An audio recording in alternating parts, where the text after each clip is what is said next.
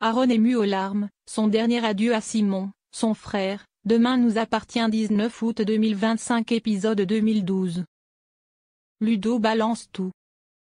Aurore apporte un café à Ludo en interrogatoire, il raconte que le 3 août, quand Joyce a disparu, quelqu'un a sonné à sa porte.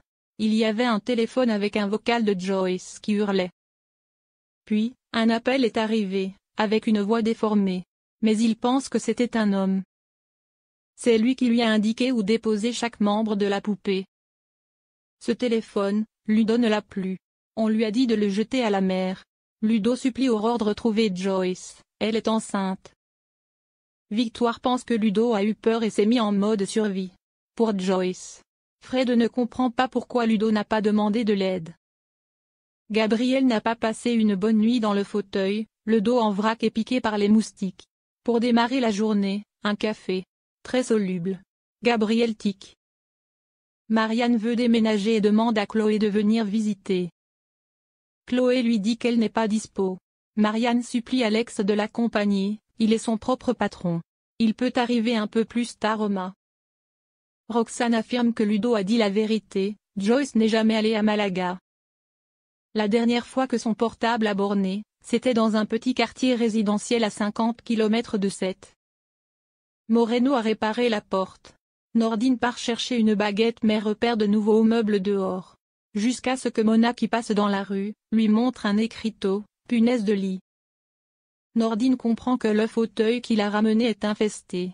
Gabriel s'est-il fait piquer par des punaises et non des moustiques? C'est la catastrophe. Chloé visite une nouvelle maison avec Raphaël. Et c'est le choc, elle croise Marianne avec Alex.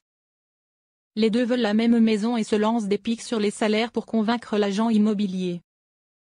Aurore et Sarah se rendent sur les lieux, une cave en feu, et Joyce crie à l'aide. Aurore appelle les secours. Mais Sarah décide d'y aller seule. L'attente est trop longue, Aurore entre à son tour, elle a trop peur pour sa collègue. Sarah ressort avec quelques difficultés à respirer, et Aurore amène Joyce vivante.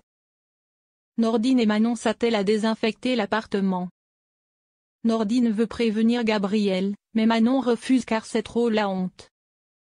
Elle ne veut pas donner un nouvel argument à ses parents pour critiquer l'appartement. Simon voulait que les gens dansent à son enterrement. Aaron confie à Soraya qu'il ne sera plus jamais là pour l'embêter, ils se disputaient pour tout, même la cuisson des pâtes. Soraya lui dit que c'est pareil avec sa sœur Nour, elle l'adore, et pourtant elle se chamaille souvent. Un dernier adieu à Simon. Joyce est hospitalisée et raconte son enlèvement. Elle est persuadée que c'était un homme, même si elle n'a pas entendu sa voix. C'est elle qui a mis le feu, elle voulait juste créer un peu de fumée pour alerter les voisins. Mais tout a dégénéré. Aurore lui dit que Ludo a peut-être commis des meurtres pour lui sauver la vie. Gabriel dit à Soraya que l'appartement de Nordine et Manon, ce n'est pas un sauna, mais un four à pizza.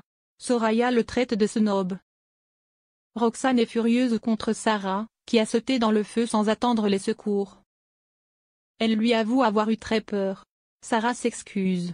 Un baiser, et elles sont réconciliées. Aaron promet à Simon qu'il fera le voyage en Turquie. Simon adorait les citations dans ses plaidoiries. Aaron en partage une, le vrai tombeau des morts, c'est le cœur des vivants de Jean Cocteau. Aaron ouvre le champagne, il faut trinquer pour Simon, c'était son idée. Victoire, Fred, William, Gabriel, Soraya, Raphaël, Camille et Maud sont présents pour lui dire adieu une dernière fois.